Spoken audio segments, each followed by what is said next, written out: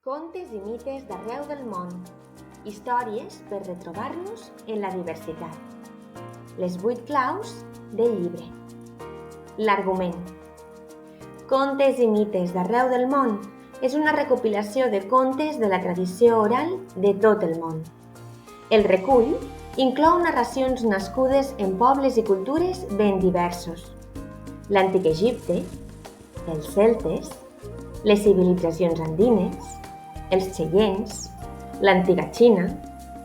A través d'aquestes narracions es poden veure les diferents formes com els humans s'han acostat a qüestions tan ancestrals com els orígens del món, el comportament dels humans o els valors.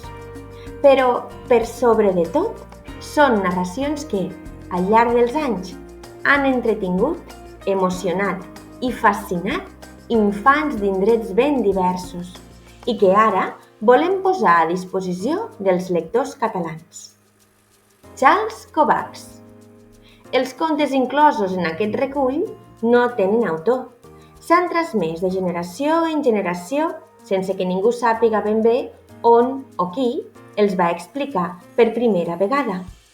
De totes maneres, moltes de les narracions que es recullen en aquest llibre van ser recopilades per Charles Kovacs, un mestre Waldorf que va viure del 1907 al 2001. Kovacs va ser un gran viatger i recopilador d'històries molt entenedores per als infants i joves. A partir dels apunts que tenia per a les classes de sisè curs, va escriure Nuestros hermanos lejanos, un llibre on presentava diverses civilitzacions i cultures i oferia relats tradicionals de cadascuna.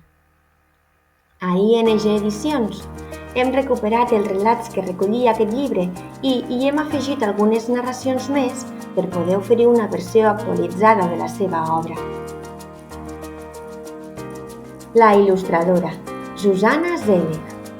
Els contes que ofereix aquest recull estan acompanyats per les precioses il·lustracions de Susanna Selig. Susanna Selig és una aclamada il·lustradora d'origen polonès que actualment viu a Girona.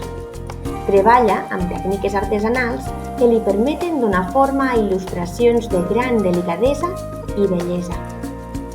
Selig va estudiar Belles Arts i va acabar convertint-se en fotògrafa, però aviat va veure que aquella professió no li acabava de fer el pes.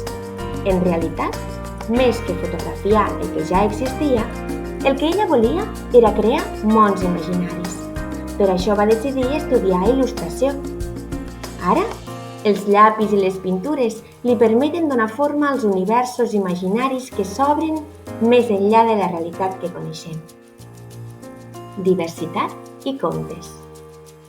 Amb aquesta publicació hem volgut recuperar algunes de les narracions de tradició oral que han guiat generacions d'orígens molt diversos.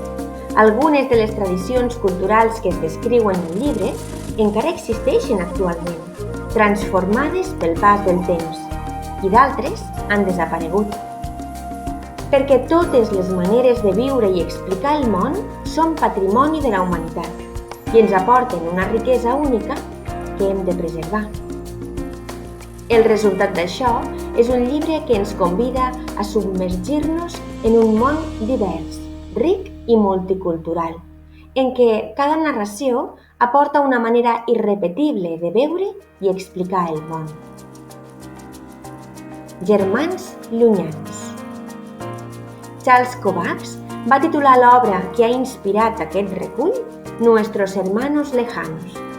Aquest títol ens va enamorar, perquè interpel·la la multiculturalitat des d'una perspectiva que creiem essencial per construir un món autènticament divers i ric. És un títol que reivindica el respecte i l'amor per la diversitat, però que ens parla d'un respecte que neix des del cor, des del sentit, i no des de les explicacions intel·lectuals.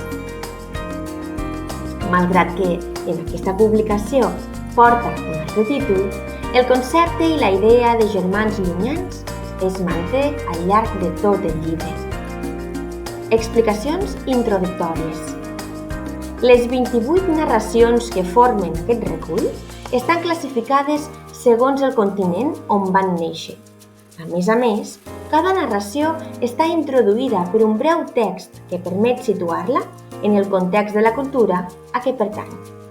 D'aquesta manera, a part de poder entendre millor la història que s'explica, també s'aprenen curiositats i continguts sobre algunes de les cultures que han marcat la història del món.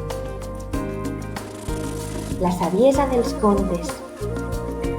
Sempre ho diem, un veritable conte és com una llavor que creix en l'infant quan és el moment adequat i li aporta noves formes de comprensió per a les vivències que se li presenten. Els contes són font de saviesa. Darrere les seves imatges s'hi amaga un coneixement que ens parla de l'ordre del món, de veritats profundes de l'ésser humà, dels processos de la vida i ens transmeten qualitats morals i anímiques que ens preparen per als reptes i les situacions de la vida. Aquest llibre, per tant, guarda moltes savieses. Regal final. Volem acompanyar-vos en la lectura i ajudar-vos a treure el màxim profit dels contes.